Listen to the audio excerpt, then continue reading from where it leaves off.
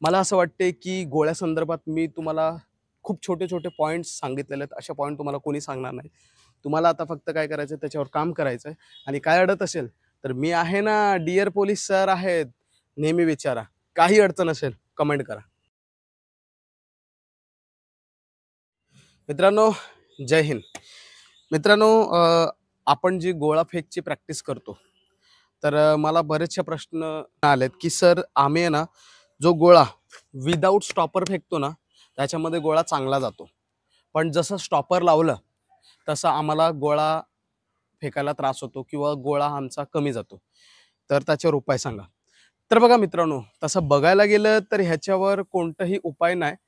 कारण मी असं बऱ्याच लोकांना पाहिलं, इव्हन मी आता सुद्धा फेकला गोळा, तर विदाऊट स्टॉपर माझा गोळा खूप चांगला जात होता. आणि जसं स्टॉपर लावलं तसं एक पंजाभर मागे आला. तर असं होणार आहे. कारण कसं असतं, ह्याची आपल्याला भीती असते, की बाबा फेकताना माझा पाय ह्याच्यावर जाईल का?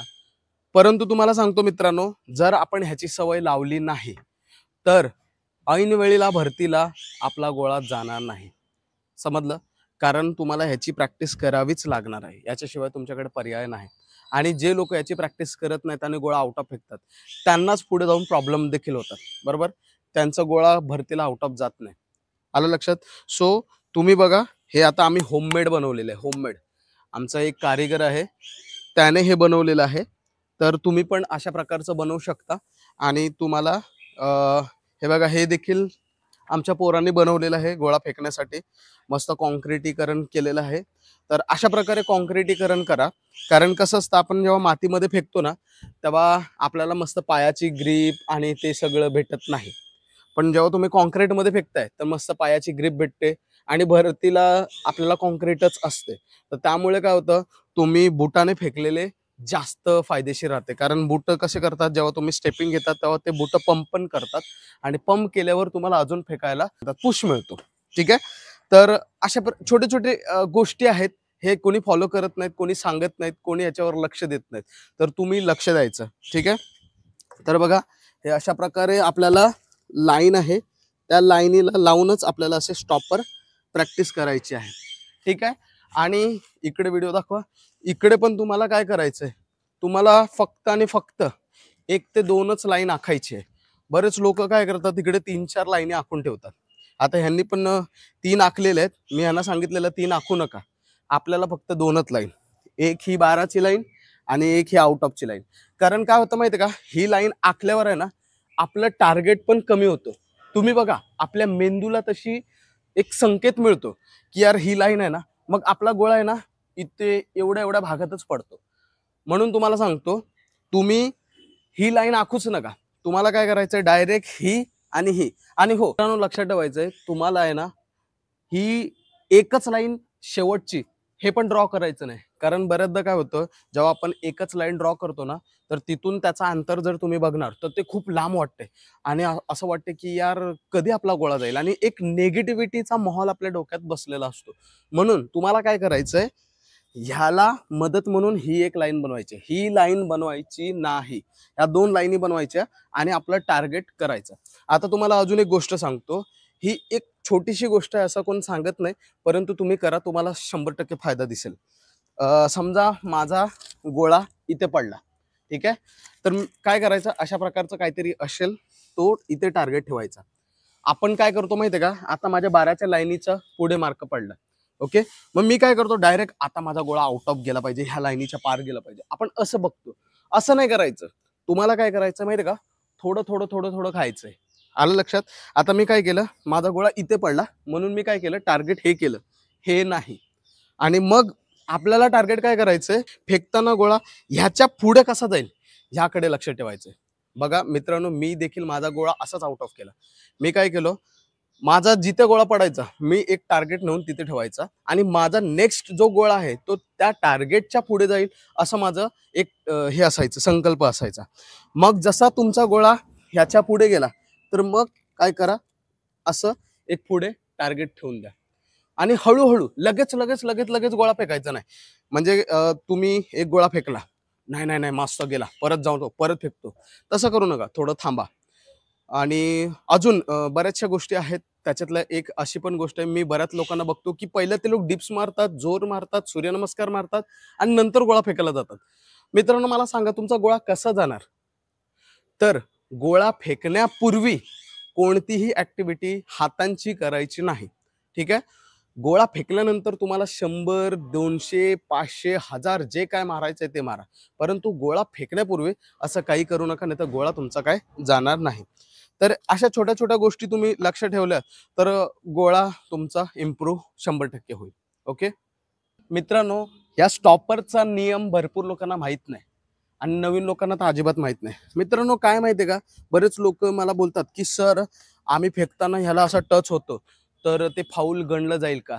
लक्षात ठेवा, तुम्ही याच्या खाली काहीही करा, तुम्हाला कुठलाही फाऊल गणलं जाणार नाही. परंतु फेकता फेकता तुम्ही हा पाय अशा प्रकारे ठेवला, ह्याच्यावर जर पाय ठेवला, कुठेही इकडे ठेवा, इकडे ठेवा, इकडे ठेवा, कुठलाही पाय ठेवा, जर ह्याच्यावरती पाय ठेवला तर तो फाऊल होईल. किंवा फेकता फेकता तुमचा बॅलन्स गेला आणि तुम्ही याच्या बाहेर निघालात एका पावलाने जरी, तरी तो फाऊल गणला जाईल. आणि अजून एक सांगतो, गोळा फेकून तुम्ही 2 स्टेप मागे जायचंय आणि मागून बाहेर निघायचंय. लोक काय करतात, गोळा फेकतात, आउट ऑफ गेला, या या अशा प्रकारे करतात. मग ते या या 0 घ्या घ्या.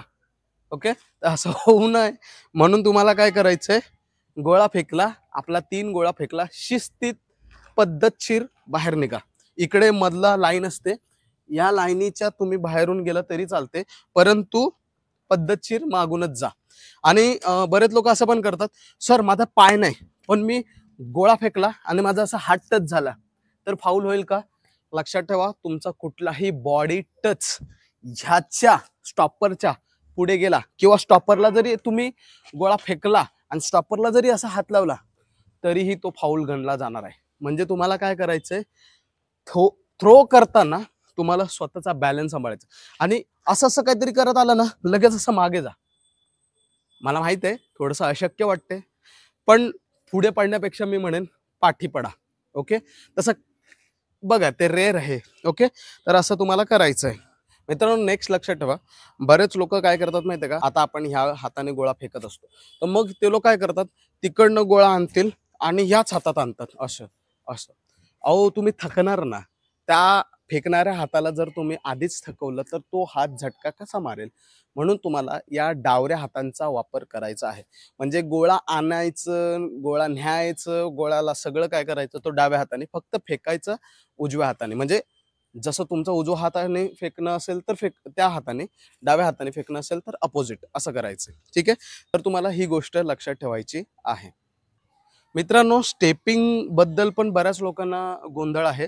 तर बघा, मी तुम्हाला अजून एक सांगतो, जे स्पीडमध्ये स्टेपिंग घेतात त्यांचा गोळा जास्त जाण्यामध्ये मदत होते. ठीक आहे. तर तुम्हाला काय करायचंय, हे तुम्ही अशा प्रकारे स्टेपिंग घेतात. बरेच लोक काय करतात, अशा प्रकारे गोळा फेकतात. असा गोळा फेकला तर कसं जाणार आहे मित्रांनो? असा गोळा फेकू नका. तुम्हाला स्टेपिंग काय करायचं, फुल फास्ट मध्ये घ्यायचं. उदाहरणार्थ, तुम्ही अशा प्रकारे उभे राहू शकता. आता मला तरी अशीच सवय आहे. अशा प्रकारे उभं राहू शकता आणि बघा, 1 2. तुमची स्टेपिंग इतकी फास्ट असली पाहिजे की त्या फास्टमध्ये तुमचा हाताचा झटका पण फास्ट लागतो आणि गोळा 100% वाढतो. बघा, छोट्या छोट्या गोष्टी आहेत, त्याच्यावर तुम्हाला काम करायचंय. ठीक आहे. काय झालं, हे असं ठेवलं, 1 2 3 अशा प्रकारे तुम्ही स्टेपिंग घ्या आणि बघा गोळा वाढणार आहे. ओके. बरेच लोक म्हणतात सर गोळा कसा पकडायचा. जसं मी माझ्या मागील व्हिडिओमध्ये तुम्हाला सांगितलेलं आहे की गोळा तुम्ही कसंही पकडा. बरेच लोक असा अख्ख्या हातामध्ये गोळा पकडतात. ओके. तसंही फेकता येते. बरेच लोक फक्त या नक्कल्सवर घेतात, तर असं देखील तुम्हाला जमते. मी तर सांगेन की तुम्ही अशा प्रकारे मागे 3 बोट आणि पुढे 2 बोट असा फेका, तुम्हाला पुश मिळण्यामध्ये जास्त मदत होते. बघा, प्रत्येकाची चॉईस असते, तुम्हाला जसं जाईल तसं. परंतु गोळा फेकायचे असे काही टिक्स आहेत. ओके. असं असं किंवा मग असं, किंवा अजून अजून लोक तर असे फक्त 2-3 बोटामध्ये फेकतात, फक्त असं. आणि काही काही लोक असे पण फेकतात बरं का, असं एकदम. काय माहिती त्यांना कसं काय पॉवर भेटते, पण फेकतात बाबा. अजून एक गंमतशीर गोष्ट सांगू का? बघा कोणाकोणाचं होते मला सांगा. काय होतं माहितीये का, आपण हा मधोमध सेंटर आहे गोळा फेकायचा, बरोबर? हा बरोबर सेंटर आहे. तुम्ही आता बघू शकता इकडे बरेचसे गोळा फेकलेले आहेत. बघा कुठे कुठे गोळा फेकलेले आहे. हे बघा इथं इथं इथं. आणि तुम्हाला सांगतो ही भिंत नसती ना तर पार तिकडे पण गोळे फेकले असते. आणि तेच तेच बघा इकडे जादू बघा. हे बघा हा भाग बघा कसा आहे, एकदम सपाट आहे, इकडे काहीच फेकलेलं नाहीये. तर लक्षात ठेवायचंय ही चूक तुम्हाला देखील टाळायची आहे.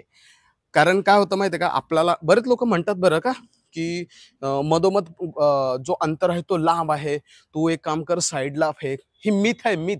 चुकीचं आहे हे. कारण जो मापाचा जो अंतर घेतलेला असतो, तुम्ही पण अंतर घेऊनच हे ड्रॉ करता, बरोबर का? तर ते बरोबर त्या सेंटरला ठेवूनच ड्रॉ केलं जाते. आलं का लक्षात? हे असं नाही की बाबा इथे बरोबर सेंटरला जास्त आहे, हे कमी आहे, असं होतच नाही.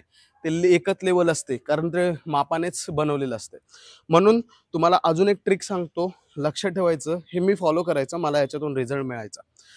तुम्ही काय करायचं, आपण जर टार्गेट इथे केला सेंटरला, तर आपला जो गोळा आहे तो 100% तिकडेच जाणार. आणि त्यामुळे बऱ्याचदा काय होतं, आपण गोळा जो समोर फेकायचा त्यापेक्षा जर साईडला फेकला ना तर तो गोळा थोडासा कमी होतो.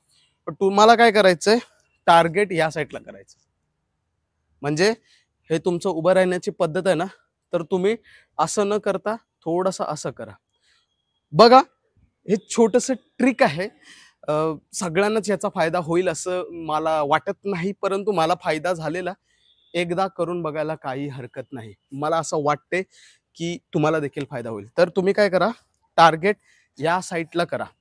या साईडला करा. तुम्ही ऑटोमॅटिकली बघा गोळा इकडे फेकणार आणि आउट ऑफच फेकणार. म्हणजे जे इथे इथे एवढ्या एवढ्या भागात फेकतात ते आउट ऑफच फेकतील. आणि जे इकडे वगैरे फेकतात एवढं एवढं तरी वाढेल किंवा एवढं तरी वाढेल, पण वाढेल. ओके, तर हे करून बघा. आणि हो, काउंट बद्दल पण तुम्हाला सांगतो. आता हा लाईनीला भले टच झाला असेल, पण काउंट कसं असतं माहितीये का, त्यांच्याकडे एक असा अशा प्रकारे समजा पॉइंट आहे, तर जो हा मधला जो गोळाचा भाग असतो ना त्याला काउंट करतात. ठीक आहे. तुम्हाला असं वाटत असेल आता बघा हा गोळ्याला एवढा एवढा भाग पडलेला आहे, एवढा एवढा आकार तयार झालेला आहे, पण हा शेवटचा आकार घेत नाही, ते लोक मधला आकार काउंट करतात. म्हणून नेहमी लक्षात ठेवायचं की तुमचा जो गोळा आहे ना तो लाईनीवर जरी पडला तरी तो अशा मधोमध पडला पाहिजे, तरच ते तुमचे मार्क आउट ऑफ काउंट होतील, अन्यथा ते 12च काउंट होणार आहे. ओके. मला असं वाटते की गोळ्या संदर्भात मी तुम्हाला खूप छोटे छोटे पॉईंट्स सांगितलेले आहेत. अशा पॉईंट तुम्हाला कोणी सांगणार नाही. तुम्हाला आता फक्त काय करायचं, त्याच्यावर काम करायचं आहे. आणि काय अडत असेल तर मी आहे ना, डिअर पोलीस सर आहेत, नेहमी विचारा. काही अडचण असेल कमेंट करा. ओके, भेटूया. जय हिंद.